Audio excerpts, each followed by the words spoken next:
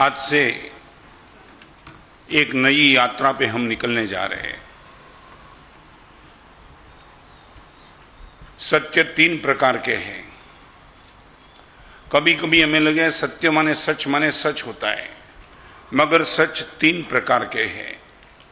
एक तत्कालीन सत्य है, तत्कालीन, एट मोमेंट। आपको लगता है कि यही समय पे यही सच मुझे काम लगेगा, तो वो तत्कालीन सत्य है। आपको डायरिया हो चुका है और आप दूध नहीं पीते हो। आप बोलते कि दूध स्वास्थ्य के लिए खराब है। आप जो बोलते हो वो तत्कालीन सत्य है।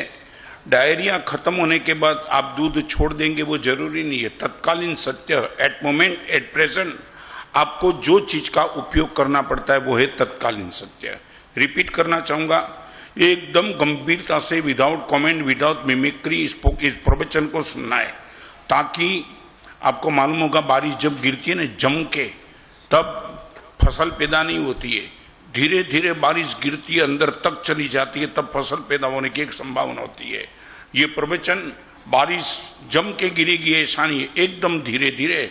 और आपको इस प्रवचन में जो भी बात कही जाए उसमें यदि आपके मन में कोई शंका हो, बिना झिझक आप रिलेटेड, सब्जेक्ट रिलेटेड प्रश्न आप पूछ सकते हो। ओके। तत्कालीन सत्य माने एट प्रेजेंट आपको लगता है वो आपका सत्य। आपके बेटे को आप थोप नहीं पाएंगे। आप दूध छोड़ देते हो, बेटे को ये नहीं बोलेगा बेटा तू भी दूध छोड़ दे, तेरा स्वास्थ्य बिगड़ेगा, क्योंकि उनको डायरिया नहीं हुआ है, उनका स्वास्थ्य अच्छा है। तो एक सत्य है तत्कालीन सत्य। नंबर दो, समकालीन सत्य।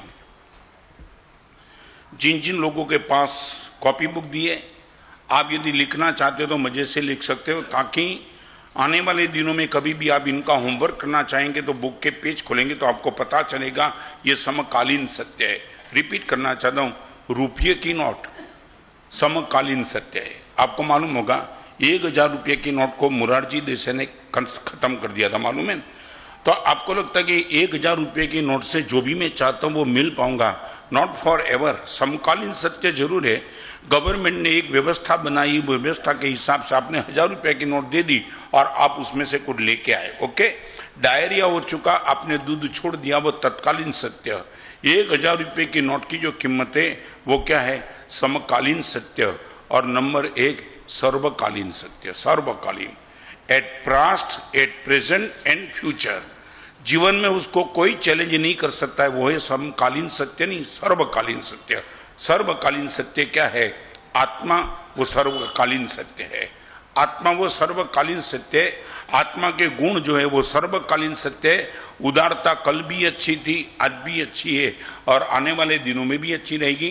पवित्रता कल भी अच्छी थी, आज भी अच्छी है, आने वाले दिनों में भी अच्छी रहेगी। ये जो प्रवचन शुरू होने जा रहा है, हमारे जीवन में तीनों का बैलेंस रखना है। तत्कालीन सत्य, समकालीन सत्य और सर्वकालीन सत्य, तीनों का बैलेंस रख करके हमारी जीवन व्यवस्था चलती। ओके। मैं आपको बताना चाहता हूं, विहार करते करते जाते दिल्ली जैसे विहार क्षेत्र में जब विहार करना पड़ता है तब तत्कालीन सत्य अलग हो जाता है। 49-50 डिग्री गर्मी और उसमें शरीर के स्वास्थ्य को संभालना, साधना करना, जिस गोल को लेकर के मैं गया उस गोल तक मुझे पहुंचना, तो तत्कालीन सत्य में बदलाव आ सकता है, समकालीन सत्य में भी बदलाव आ सकता है, मगर सर्वकालीन सत्य है उसमें कोई बदलाव। ओके। आपके मन में कंसेप्ट क्लियर हो गया क्या? कोई भी शंका तो आप बीच में पूछ सकते हो, ताकि ये हमारी प्रवचनमाला नहीं होगी, एक हमारी पाठशाला होगी। पाठशाला, डिबेट होता रहेगा। चलो आगे।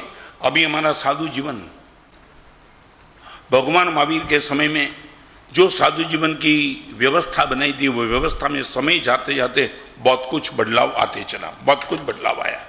एक समय था मुनि भगवान जंगल में रहते थे, आज वो समय के मुनि भगवान नगर के बीच में रहते हैं। तो ये बदलाव आएगा, मगर मेरी आंखों के सामने फोकस वो रहेगा कि जो सर्वकालीन सत्य है। मैं शरीर को छोड़ सकता हूं मगर आत्मा को डिस्टर्ब नहीं कर सकता, क्योंकि शरीर समकालीन सत्य है, आत्मा सर्वकालीन